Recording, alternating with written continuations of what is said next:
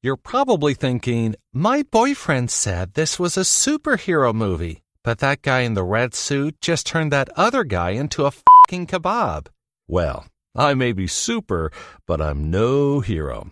And yeah, technically this is a murder, but some of the best love stories start with a murder. And that's exactly what this is. Thrive Loud with Lou Diamond. And to tell it right, I gotta take you back long before Lou squeezed his ass into red spandex. Hey, this is Ramon Ray from Smart Hustle Media. I would love for you to please check out Lou Diamond's podcast at loudiamond.net or thriveloud.com. In case you didn't hear it the first time, you want to get insights for your business, inspiration, and excitement, check out thriveloud.com or loudiamond.net.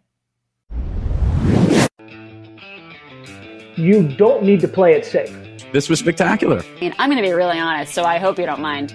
Yeah, that's what we want. And there will be bumps in the road. There will be twists and turns. You needed moxie on the floor and volume. It's the results and the connections and the improvement and the impact we have on other people's life. And that's when life becomes exciting. Who do you turn to personally to get back on the thriving track? I was really interested in how the world works. Thanks for the great introduction. It was really very simple. I just read part of your bio. Be brief, be bright, be gone. Get ready to thrive loud with Lou Diamond. Welcome, everyone, to another episode of Thrive Loud with Lou Diamond, connecting you to the most inspiring and amazing people that are thriving each and every day. I'm your host, Lou Diamond, and today on Thrive Loud, get buckled in, everyone, because we got to lift up the energy level just a tad. We have an entrepreneur, global speaker, and best-selling author. He is the ultimate individual as it relates to inspiring, energizing, getting you to pop and sizzle. He has been invited to the White House to present to the president's staff, testified to Congress, graduated from the FBI Citizens Academy, and has even been involved with the United Nations in some form or fashion. He has started 4 companies and sold 1. He has years of hands-on experience in marketing, sales, personal branding, technologies, and so much more. He's obsessed with pancakes, bacon, eggs, and lots of milk and syrup on the weekends as his regular delicacy. We might get into that for a little bit. But most notably, he was put on this planet to help business owners in every line of business succeed when they need help. Thrive, loud listeners. I bring you the Ramon Ray. Ramon, how are you today, man? Wow. Lou, I am fantastic. I wasn't sure for like a WWE walk-on or something, going to the mat. I feel great. Thank you for the warm introduction. I'm excited to be here, brother. I have seen lots of people with natural energy. I have been told that I have a ridiculous amount of energy. You do.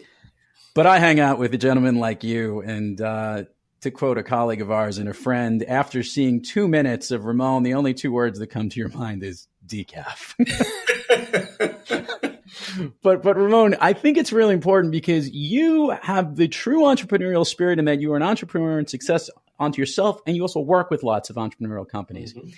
Can you share with the Thrive Loud community a little bit of how you got into this niche? Because you've been doing it for a while. As young as you look, it seems like you may be older than you are, but sure. I don't understand how that's possible. And I think our listeners will appreciate a little of your journey and your passion. Absolutely. And let me know how deep you want to go, Lou, or if you have a question. But the summary of it is, and then I can recap if you want. But I think it started when I was at the UN, and you mentioned that I was working a full-time job there. And at the time, started a few of the gigs that I am running today and sold one. But the summary of it is I was a technology consultant. I started this email newsletter called Small Business Technology Report. And I started interviewing Lou kind of before podcasting was famous and, it's increasingly popular, interviewing tech execs at tech companies.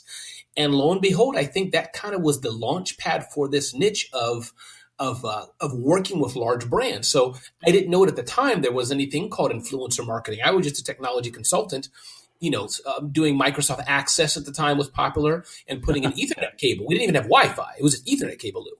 But lo and behold, years later, kind of a first mover advantage, as they say, my clients are now some of the biggest brands in the world who are looking to reach smaller businesses. So that's kind of how it started way back then, just interviewing people, and you kind of get to rub shoulders and know the right people.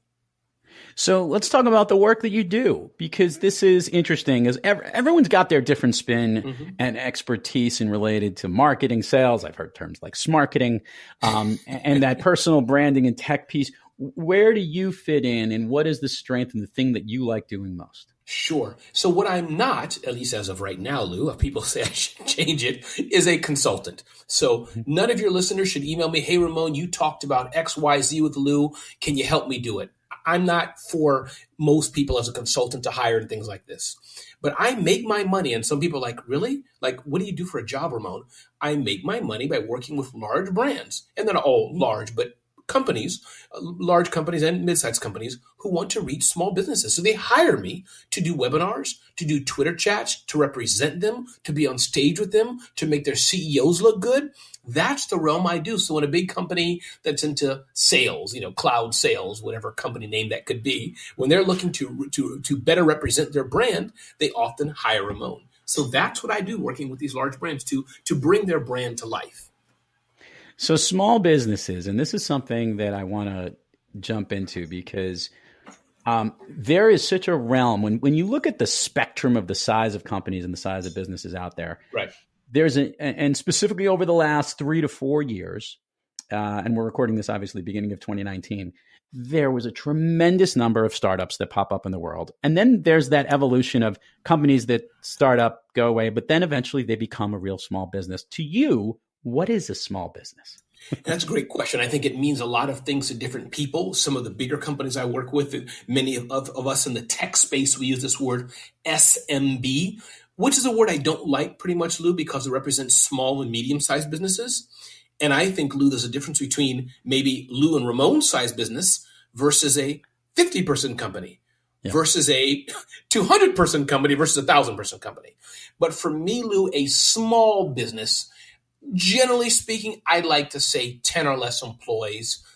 50 or less I'll even go with, or 100 or less even. Sounds like, Ramon, aren't you going backwards? What I'm trying to say is, once you get to 300, 400, 500, yeah, you're not as big as General Electric, but a 500-person company probably has the same challenges, struggles, structure as a 10,000-person company, just smaller, meaning they're definitely nothing like a 3-person company. So for me, Lou, 100 or less I'll go for, but 50 or less is my sweet spot. And generally speaking, the owner has their handle in marketing, has their hand in sales.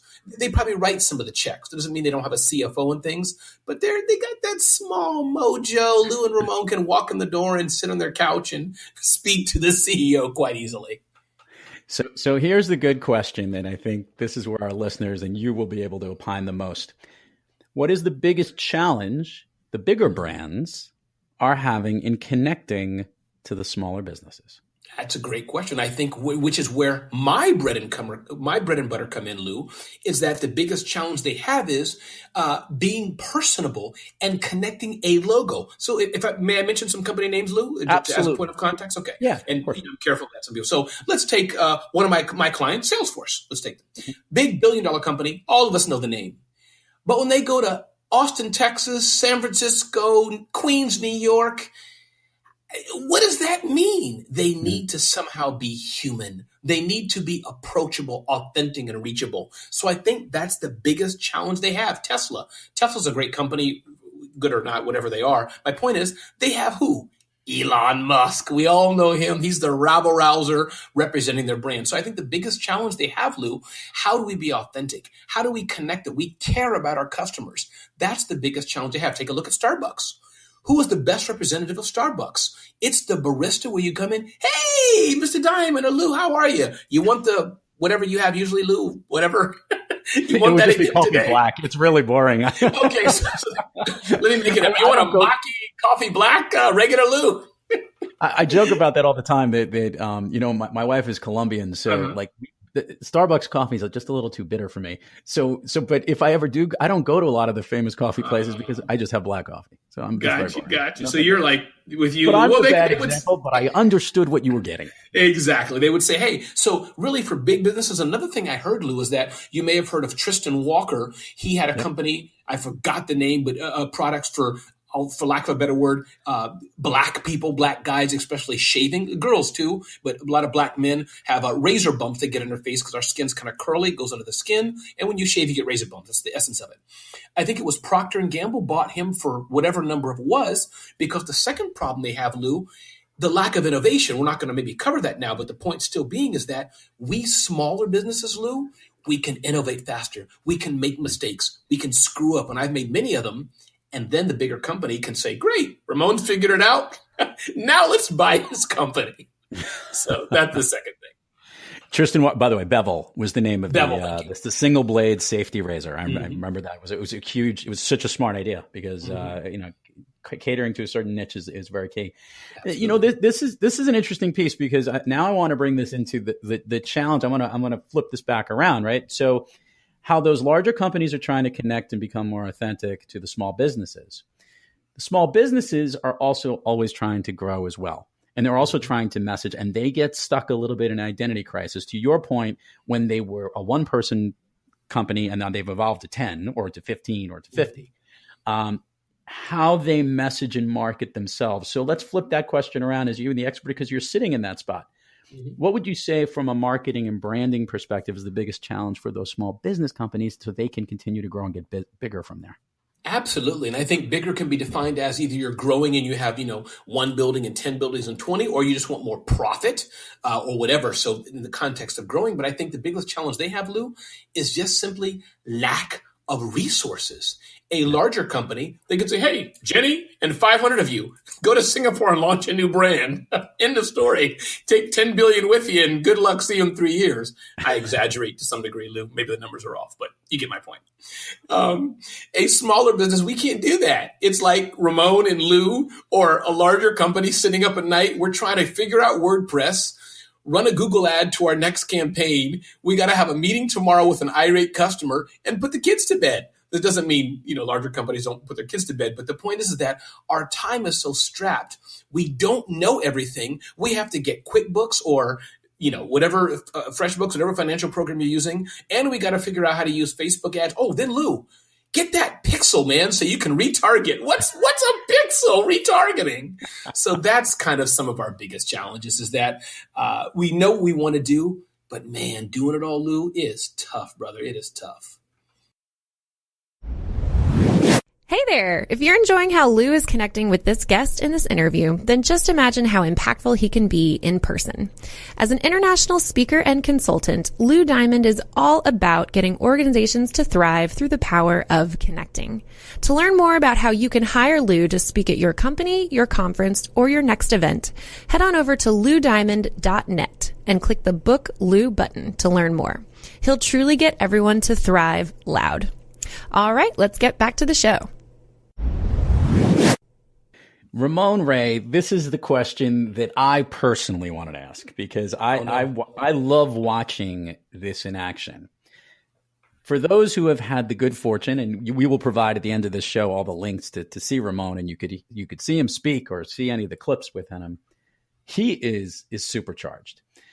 I want to know, what was the first time you ever took the stage to deliver a message, whether it was in your public forum careers in the UN or in different components? When did you recognize, because there is a passion that comes from you that shows how much you love it. I would like to know, when was the first time that you recognized, hey, this is something I need to do more of? Absolutely. And I'll tell you 2 stories. One is a negative story going back to the UN. By the way, UN was a great experience. Glad I was there. Just a full disclosure on that. But Lou, I was at a UN press conference. I was, and my boss said, Ramon, can you kind of lead the conference? It was a very small meeting, but I had some minor role. Lou, in the movies where the guy walks across the stage, but they still tell their mom, I was in the Denzel Washington movie. You know what I'm talking about? So, yes, indeed. I had that kind of role, though. I want to be full clear in how small it was. But the point is that I did what you've seen me do, Lou. It was a UN meeting of some sort. I'm like, hey, hi, journalist from Nigeria in the back. How are you? What's your name? Room was silent, because you don't do that in the UN context, Lou. You follow what I mean? It's a little more decorum, I think the big word is. So that was when I learned, this is not for me. I just can't. This is just not my people. even know how much I love the UN. But I think the first time, Lou, that I remember that I had something there was probably SCORE. They don't use this acronym anymore, but Service Corps Retired Executive, SCORE.org. Yeah. Free organization for small businesses. For those who may not know, check it out to help your business. But they invite a friend of mine, Jennifer Shaheen, the technology therapist. She's still running her business. She said, Ramon, I can't make it. You're the lowest person on the totem pole I can get to come. She didn't say that, but can you come and speak? And Lou, I spoke there, and that's kind of the beginning times, which may have been 15, could have been longer years ago, but some time ago, could have been longer than 20 years ago, that I realized, you know what? Wow, people are enjoying it. And as you know, Lou, everybody's not that way, but I'm a humorous guy as you are. That's just how I am, but information. And then, Lou, I listened to a recording. I think one of the smart people we know, they didn't know NSA at the time, but they said, hey, Ramon, you should record yourself. So I listened to the recording.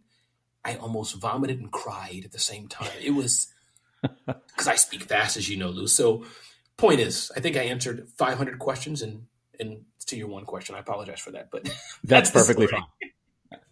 So, and it's really interesting because what I recently, and you can listen to, I unfortunately for our community here, I have a track, literally you can go back chronologically to every one of these episodes and I can listen to how I sounded as a host early on.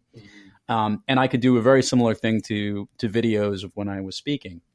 One of the interesting things, Ramon, that I find though, is it's not so much what I'm saying when I'm on stage, it's the results afterward, the connections.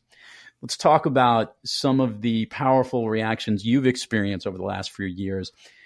Being on stage, delivering a message that nailed it. Mm-hmm. And you are covering a lot of different things and a lot of great tips for small businesses.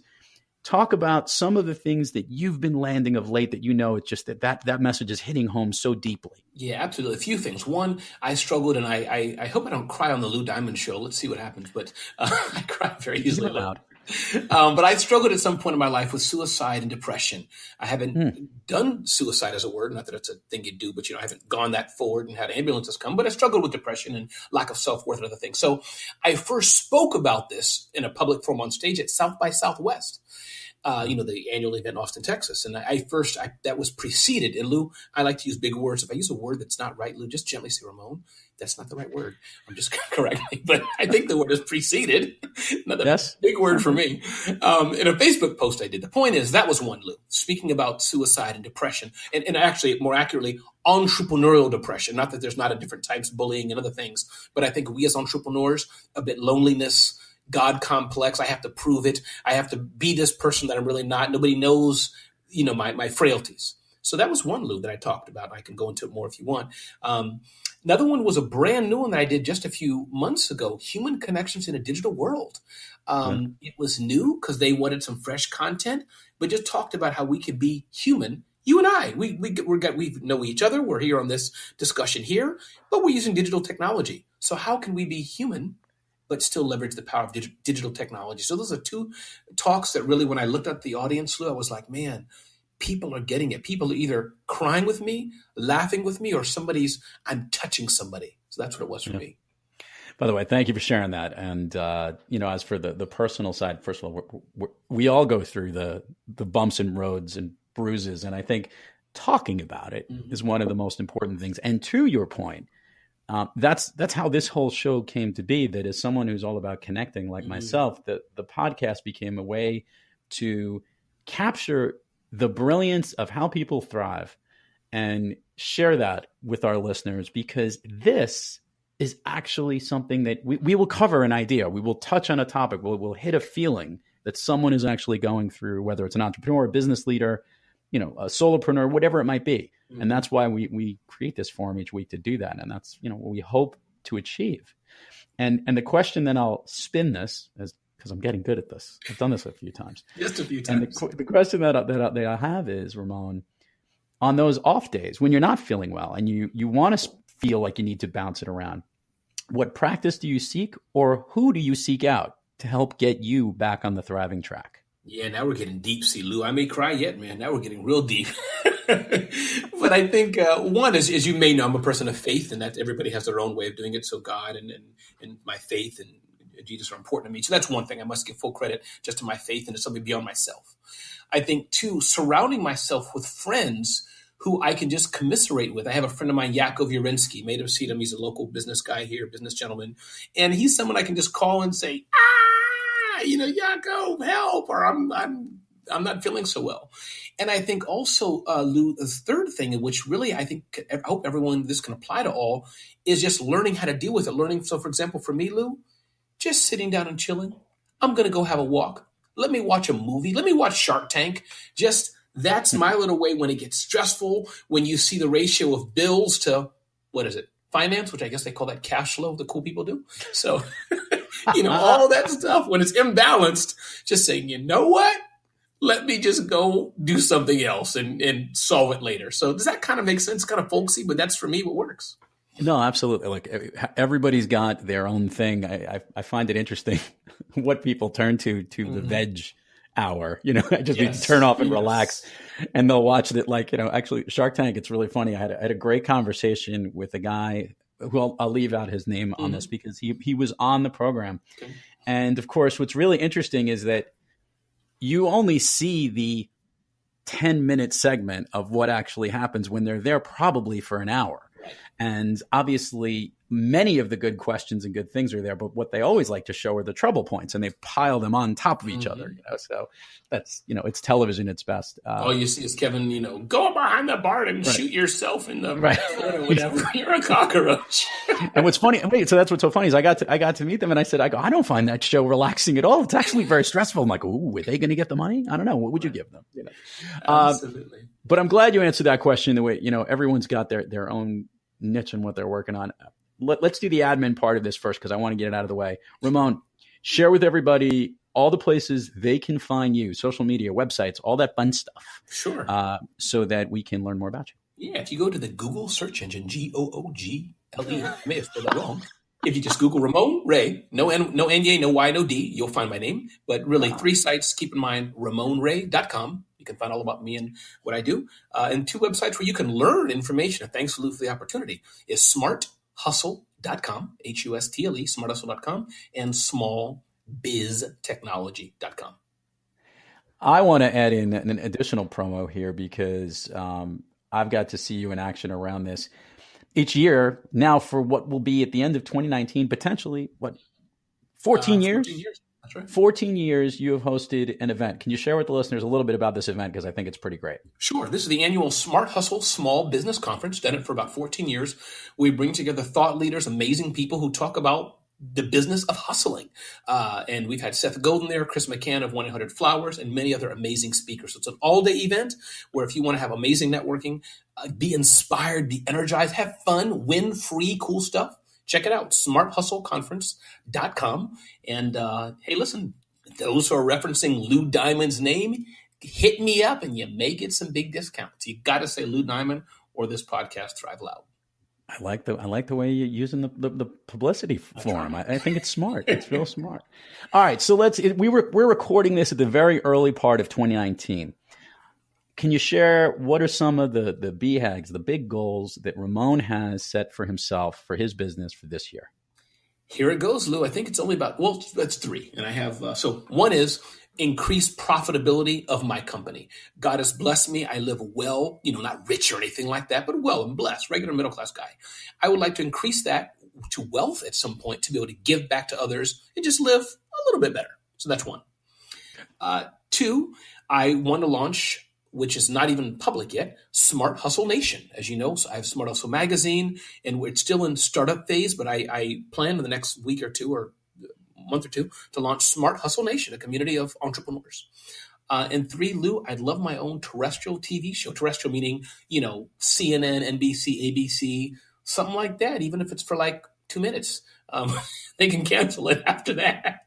But I love my own TV show of some sort. So that I'm working on. Nothing majorly. I have no warm deals. I've had, but it's a matter of hitting up people and seeing what happens. So those are my 3 BHAGs. My own show, Smart Hustle Nation, and just increase more profitability from what I'm doing so I can give back to others and just live a little more comfortably than I already do.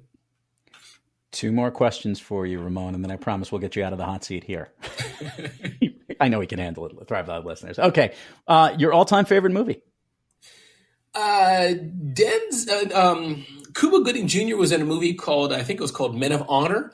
And it was a movie, it was a movie set in the 60s or somewhere where segregation was just kind of over in the Navy. And just showed him, and who's the guy? Robert De Niro. The gnarly-faced guy. And rah, rah, rah, rah, rah. But they became buddies, the essence of it is, and it was just a good movie of how, hard work and open minds can do something great. So yeah, he had remember that scene in the courtroom. He had it with injuries. He had to move that huge, heavy suit, which was the most unrealistic, unfair thing in the entire world, but yet he still managed to do it. Right? And then when De Niro came in or something like that, or that was just epic. It just, the whole movie was epic. Yeah, it's good casting, great acting. Okay, so now this is the question that a lot of people want to know. I mentioned it in the opening. What is the deal with you and the pancakes? You know what? How much time do we have, Lou? I want to hear what the story is. We get an hour or two? We don't have an hour, but let's try and get the shortened version of, is it just something you've always loved? Yeah. So the essence of it is this. So, by the way, before I answer that question, Lou, there's a minute, just briefly, can you help me answer a question? Absolutely. And if you're listening to this, you guys can vote on this. Okay. My nieces and nephews, my family, Lou, they asked me, Uncle Ramon, Cousin Ramon, I'm not a grandpa, but if they were, whatever Ramon, can you make some of your pancakes, bacon, and eggs on Saturday? And I tell them no. Am I bad, Lou? I only make it for myself sitting alone. Is that bad? I mean, I'll tell you the story, but can you help me? Can you absolve me of this sin? Is it sin or not? Am I okay? So maybe what you can do is make it for very special occasions, because they want these famous, delicious Ramon pancakes. And maybe like on their birthday or it's special, something really good happened in school or something like that. I could see that being a reason. Then I try to dissuade them by telling them it's just a box. I just put water in a box. My wife is like, no, it's how you make it. So anyways, but the bottom line is, Lou, for years, generally speaking on the weekend, I usually don't have a weekday due to time, but I make 3 pancakes that are the size of, I don't know, whatever. So whether, nice size that you can put into a big black skillet, 3 big pancakes, and they're burnt. If they're lighter than my skin, they're too light. Definitely, Lou, if they're as light as you, they're way too light. I am very light. It is true. I need some sun. Vitamin D, I'm lacking a little bit. But that's so they have to be darker than me, like to the nth degree. I like them nice and burnt. 5, sometimes 6 slices of bacon and 2 glasses of cold milk with a nice quarter bottle of syrup, Lou. That's what I have, generally speaking, every Saturday or Sunday morning. I think, Lou, honestly, it could be therapeutic because that's why they don't taste the same when I'm with a table full of 20 people. I never eat them at IHOP. I make them alone in the quietness of my house. That's how I eat them. It's great stuff. Thrive Loud listeners need to know this, that Ramon hosted a summer party in New York City for the NSA speaker for our New York City chapter.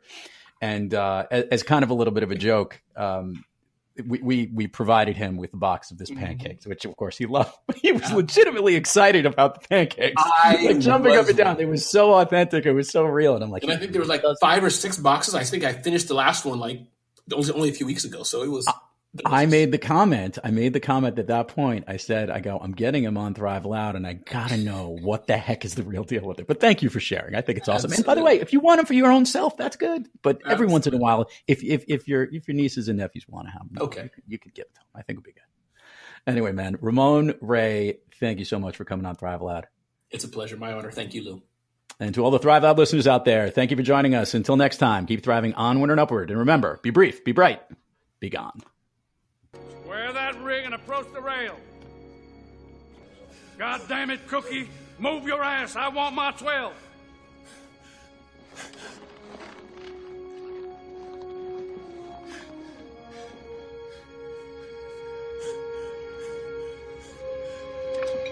The Navy diver is not a fighting man. He is a salvage expert.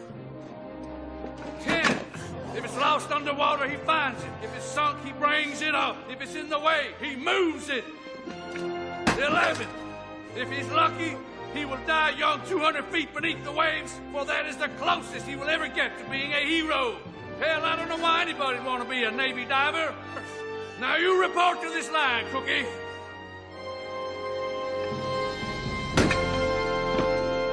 At ease.